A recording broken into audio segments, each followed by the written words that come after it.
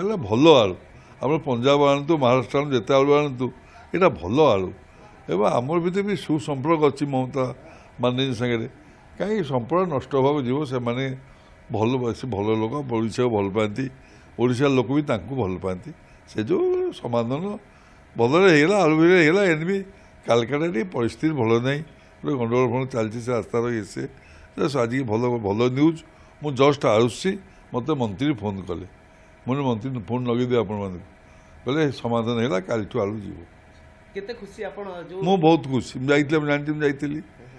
আমাকে বেচা ফোন করলো, হ্যাঁ বললো আমি বেচা কালিকে বলছিলাম, বেচা আসছিল, বলে ফাইনাল হয়ে গেল, আজ কালিকে আলু ছাড়ব বলছে। তাহলে সব ওড়িশাবাসী মধ্যে বহুত খুশি হবে। নিশ্চয় ବହୁତ ଖୁସି। ଆପଣ ଜାଣିଲେ ବହୁତ ଖୁସି ମୁଁ ଯାଇଥିଲି କାହିଁକି? ମୁଁ ସେ ଯେଉଁ ଆପଣମାନେ ଜାଣିଛନ୍ତି ମୁଁ ଯାଇଥିଲି, ଭଲ ଜିନିଷ, ଭଲ କଥା, ଭଲ କାମ। ଆଗକୁ କେମିତି ସୁସମ୍ପର୍କ ରହିବ ସେ ବିଷୟରେ ଯେମିତି ସମ୍ପର୍କ ରହିଛି, କାହିଁକିନା ବଙ୍ଗଳା ଓଡ଼ିଶା ଓଡ଼ିଆ କେବେ ପିଟାପିଟି ହେଇଛନ୍ତି? ସବୁବେଳେ ବନ୍ଧୁତ୍ୱ ହିତ ଅଛନ୍ତି, କେବେ ପିଟିବେ ନାହିଁ।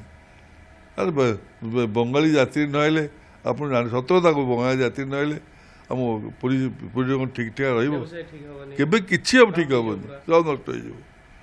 ସେମାନେ ନହେଲେ ହେବ? ସତ କଥା ଏଇଟା। ଏବେ ଏଇ ସମସ୍ୟା ଆଗକୁ ରହିବନି ବୋଲି ଆଶା କরি। ବହୁତ କେବେ ରହିବ ସେଇଥିପାଇଁ ମୁଁ ସହିପାରିଲି, ମିଳି ତ ଯାଇଥିଲି। ମୁଁ ଯେଉଁ ଯାଇଥିଲି ଆପଣମାନେ ଏଇଟା ଜାଣିଛନ୍ତି କହୁନାହାନ୍ତି, ମୁଁ ସହିପାରିଲିନି, ନିଜେ ଗଲି, ଚେଷ୍ଟା ତ କରିବା। ଏ ଜଗନ୍ନାଥ ସକ୍ସେସଫୁଲ୍ କରିଦେଲି, କ'ଣ ଅଛି।